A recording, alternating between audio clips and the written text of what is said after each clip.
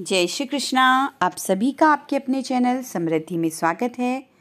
आज इस वीडियो में हम सुनेंगे पुरुषोत्तम मास महात्म्य कथा का अध्याय 29।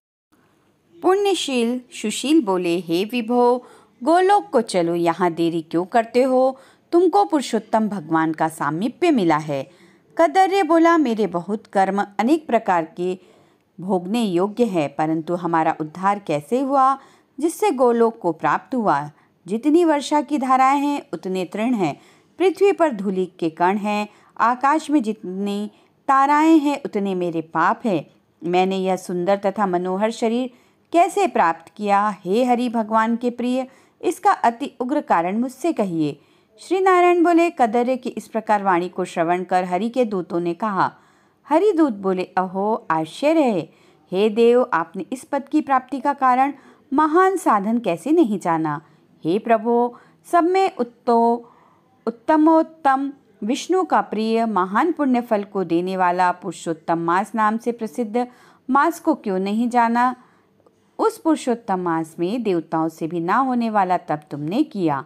हे महाराज, वन में वानर शरीर से अज्ञान में वह तप हुआ है। मुख रोग के कारण अज्ञान से अनाहार व्रत हुआ, और तुमने बंदरपने की चंचलतावश वृक्ष से फलों को तोड़कर पृथ्वी पर फेंका। उन फलों से दूसरे मनुष्य तृप्त हुए। अंतःकरण में विशेष दुख होने से पानी भी नहीं पान किया। इस तरह श्री पुरुषोत्तम मास में अज्ञानवश तुमसे तीव्र तप हो गया। हे अनग, फलों के फेंकने से परोपकार भी हो गया।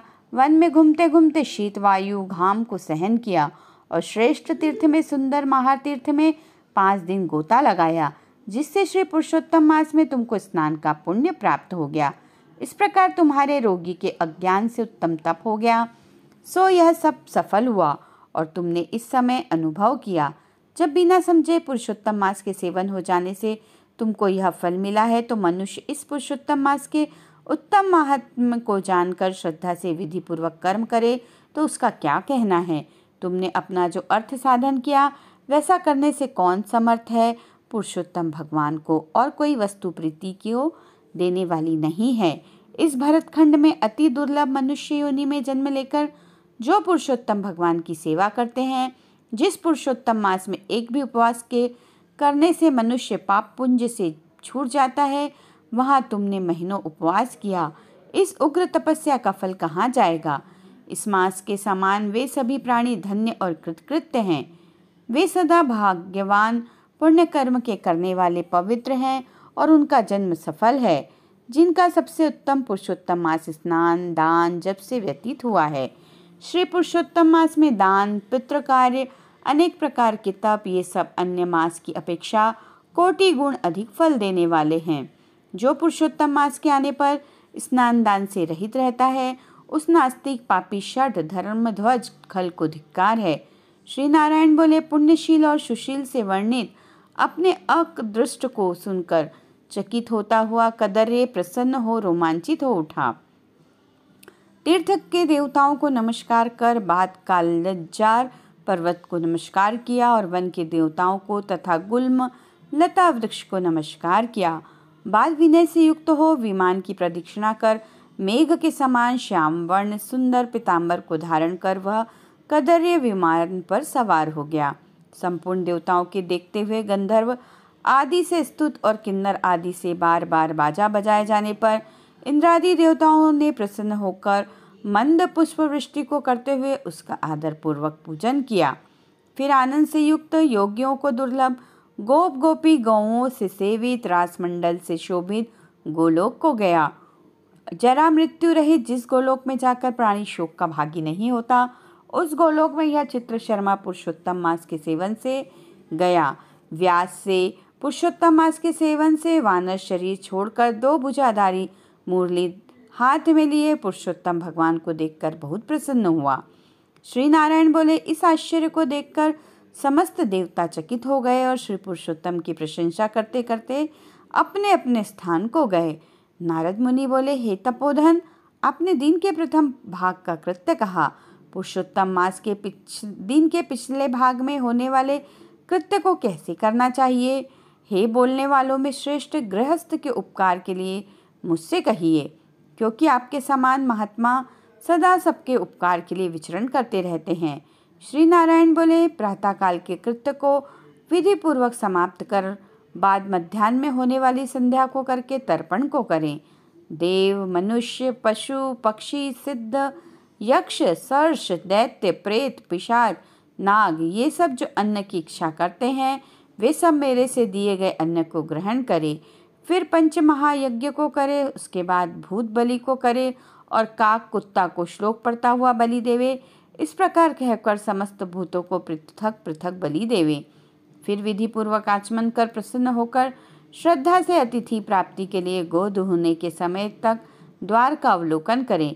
यदि भाग्य से अतिथि मिल जाए तो बुद्धिमान प्रथम वाणी से सत्कार करके उस अतिथि का देवता के समान पूजन करे और यथाशक्ति अन्न जल से संतुष्ट करे। फिर विधि पूर्वक सब व्यंजन से युक्त सिद्ध अन्न से निकाल कर भिक्षु और ब्रह्मचारी को भिक्षा देवे। सन्यासी और ब्रह्मचारी ये दोनों सिद्ध अन्न के मालिक हैं।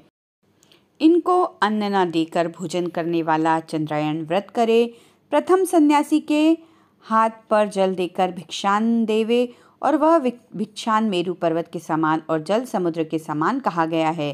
सन्यासी को जो मनुष्य सत्कार करके भिक्षा देता है उसको गोदान के समान पुण्य होता है।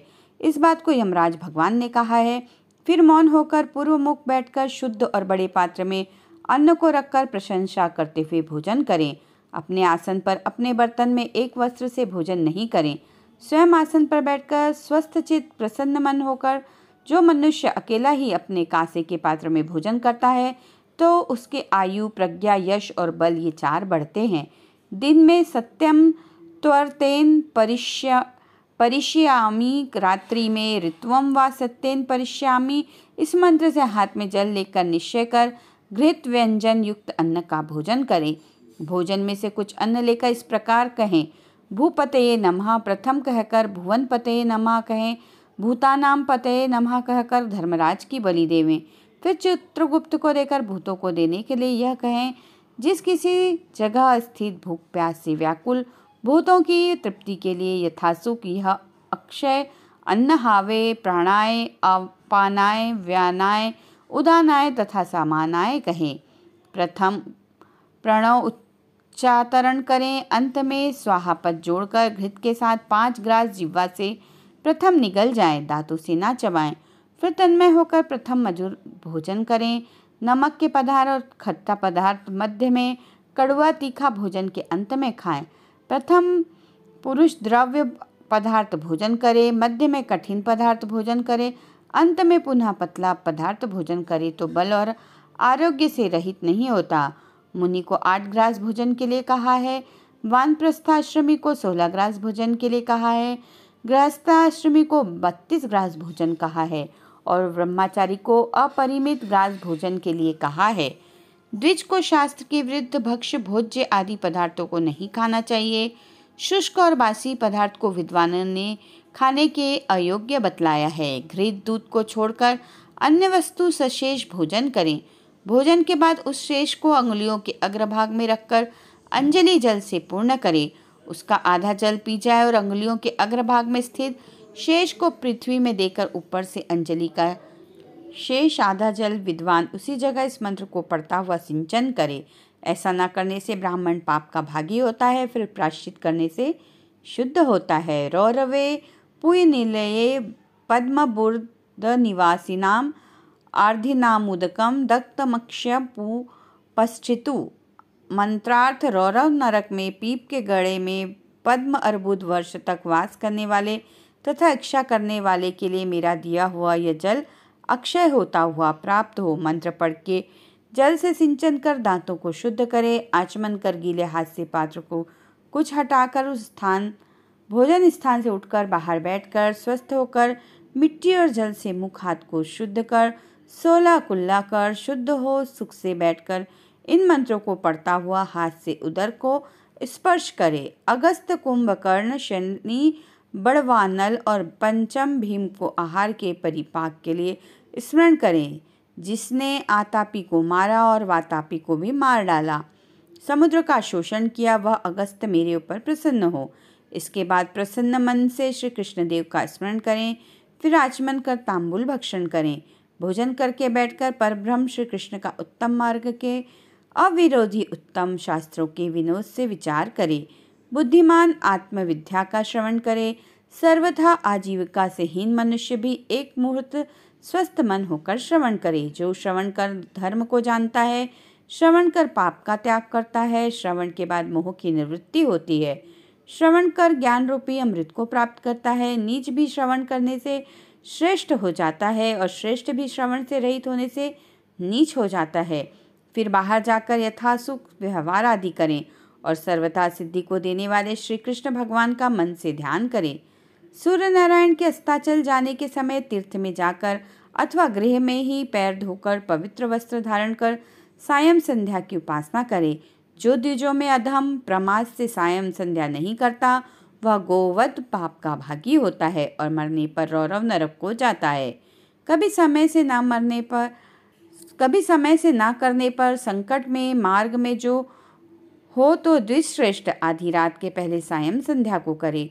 जो ब्राह्मण श्रद्धा के साथ प्रातः, मध्याह्न और सायं संध्या की उपासना करता है, उसका तेज घृत छोड़ने से अग्नि के समान अत्यंत बढ़ता है।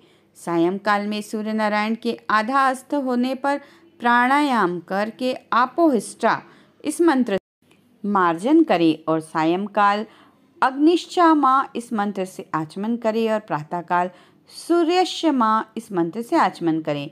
पश्चिम मुख बैठकर मौन तथा समाहित मन होकर प्रणय और व्याहति सहित गायत्री मंत्र का रुद्राक्ष की माला लेकर तारा के उदय होने तक जप करे। वरुण संबंधित ऋचाओं से सूर्य नारायण का उपस्थान कर प्रदक्षिणा करता हुआ दिशाओं को तथा पृथक पृथक दिशाओं के स्वामी को नमस्कार करें। सायं संध्या की उपासना कर अग्नि में आहुति देकर भृत्य वर्गों के साथ अल्प भोजन करें। बाद कुछ समय तक बैठ जाएं। सायंकाल और प्रातःकाल भोजन की इच्छा नहीं होने पर भी वैश्य देव और बलि कर्म सदा करना चाहिए। यदि नहीं करता है तो पातकी होता है। शाम को भोजन कर बैठने के बाद गृहस्थाश्रमी हाथ पैर धोकर तकिया सहित कोमल शैया पर जाए। अपने गृह में पूर्व की ओर सिर करके शयन करे। ससुर के गृह में दक्षिण की ओर सिर करके शयन करे। परदेश में पश्चिम की ओर सिर करके शयन करे, परंतु उत्तर की ओर सिर करके कभी शयन नहीं करे। रात्रि सूक्त का जप करे और सुखसाई देवताओं का स्मरण करके अविनाशी विष्णु भगवान को नमस्कार कर स्वस्थ चित्त हो रात्रि में शयन करे।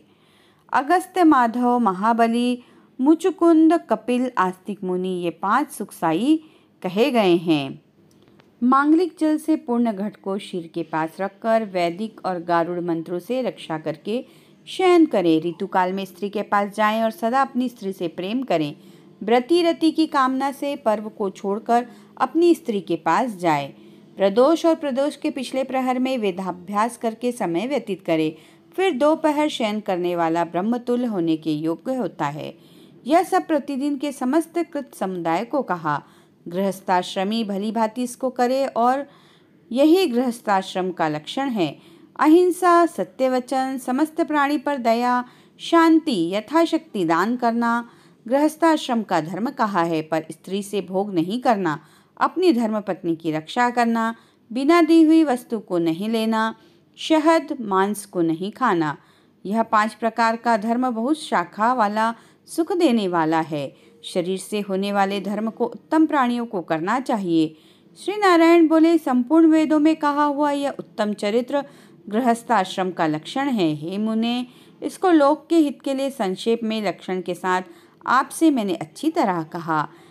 इस प्रकार इति श्री बृहन्नारदी पुराणे पुरुषोत्तम मास महात्म्ये 39 अध्यायः। बोलिए विष्णु भगवान की जय, पुरुषोत्तम भगवान की जय। वीडियो अच्छा लगे तो प्लीज़ उसे लाइक करें, फ्रेंड्स और फैमिली में शेयर करें और चैनल पर यदि नए हैं तो प्लीज़ चैनल को सब्सक्राइब करें। मिलेंगे अगले वीडियो में, तब तक के लिए जय श्री कृष्णा, राधे राधे।